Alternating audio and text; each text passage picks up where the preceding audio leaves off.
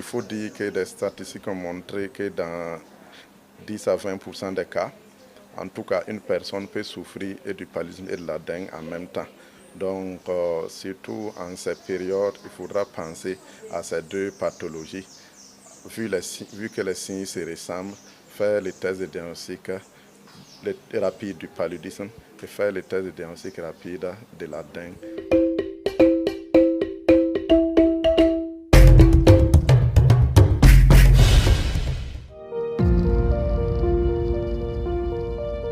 Il faut dire que la dengue est une maladie virale transmise par la piqûre d'un moustique infecté. Donc, ce moustique, c'est le plus couramment appelé Aedes aegypti. Ce moustique infecté, en tout cas, va piquer une personne saine. Cette personne est susceptible d'avoir la dengue. Donc, il faut dire que d'abord, ce moustique va piquer une personne infectée lors de ses repas sanguins. Il va prélever en tout cas le virus de la dengue pour aller piquer en tout cas une personne saine. Il y a 4 types de virus qu'on appelle couramment DINF 1, DINF 2, DINF 3 et DINF 4. C'est les sérotypes de la dengue.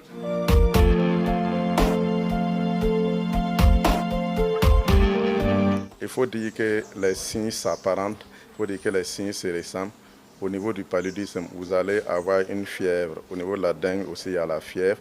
Vous allez avoir des maux de tête au niveau du paludisme. Au niveau de la dengue, les maux de tête aussi sont là, mais c'est que là-bas, c'est encore plus intense. Vous allez avoir des douleurs rétro-orbitaires, c'est-à-dire les douleurs derrière l'orbite, au niveau des yeux. Et puis, au niveau du palu aussi, vous allez avoir des vomissements, tout comme à la dengue. Vous pouvez avoir des saignements au niveau du paludisme grave, tout comme à la dengue. Ce qui va faire la différence, c'est au niveau du test de diagnostic rapide, au niveau des deux pathologies. Nous devons faire le test de diagnostic rapide du paludisme qui va isoler les parasites, c'est-à-dire le plasmodium, et le test de diagnostic rapide de la dengue qui va montrer qu'il y a le virus de la dengue. C'est au niveau de ces tests de diagnostic rapide que nous faisons la différence. Mais il faut noter qu'il peut y avoir des possibilités de co-infection, en tout cas de ces deux maladies.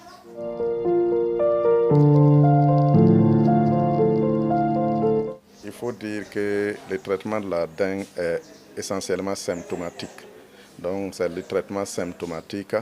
Donc quand il y a la fièvre, il faut prendre des antipyrétiques pour casser la fièvre. Quand il y a des vomissements, il faut prendre des médicaments pour arrêter les vomissements. Quand il y a des saignements, également des médicaments, des hémostatiques pour arrêter ces saignements. En tout cas, tout ce qui est symptôme, il faut utiliser les médicaments appropriés. Donc, ce qui est plus primordial, c'est les mesures préventives, c'est-à-dire les mesures préventives individuelles, c'est-à-dire utiliser des moustiquaires imprégnés à longue durée d'action. Il faut également frotter des pommades répulsives, porter des vêtements, en tout cas longs, qui couvrent le corps. Donc, les mesures collectives, c'est la lutte anti-larvaire qui est organisée actuellement par le ministère de la Santé.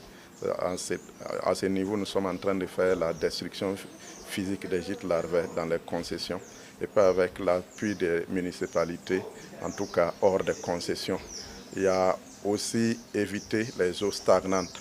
Il faut travailler à avoir un assainissement du milieu de vie et du cadre de vie. Donc aussi, il faut qu'il y ait une connaissance, en tout cas, de la maladie, en tout cas par la population. Si tu connais quelque chose, tu sauras comment prévenir cette maladie.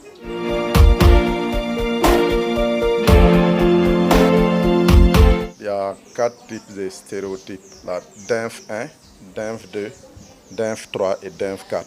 Il faut dire que le stéréotype 2 a été impliqué surtout dans les cas de flambée de dengue au Burkina. Donc il faut dire que si on a été infecté par un stéréotype, ça n'exclut pas en tout cas d'être victime des autres stéréotypes. Donc il faut dire quand on est infecté par le stéréotype 1, on est immunisé par le stéréotype 1. Mais maintenant, on devient plus exposé à la dengue sévère. Donc, si également, ainsi de suite pour les stéréotypes 2, si on est infecté par les stéréotypes 2, on est immunisé contre les stéréotypes 2. Mais ça n'exclut pas d'être en tout cas victime des autres stéréotypes de la dengue.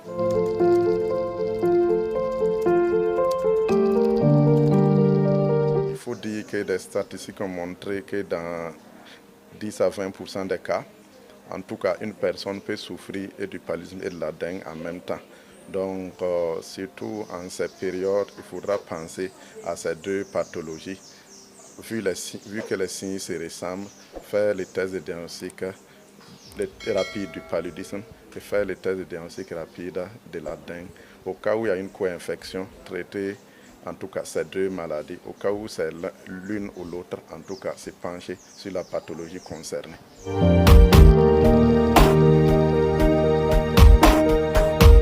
Profitons de vos micros pour lancer un appel, en tout cas à ce que les gens évitent l'automédication, surtout en cette période qui court, en cette période la dengue. Cela peut conduire à des conséquences désastreuses parce qu'il y a de ces médicaments qui sont contre-indiqués, en tout cas contre la dengue. On ne doit pas les prendre pendant la dengue, pendant qu'on a la dengue.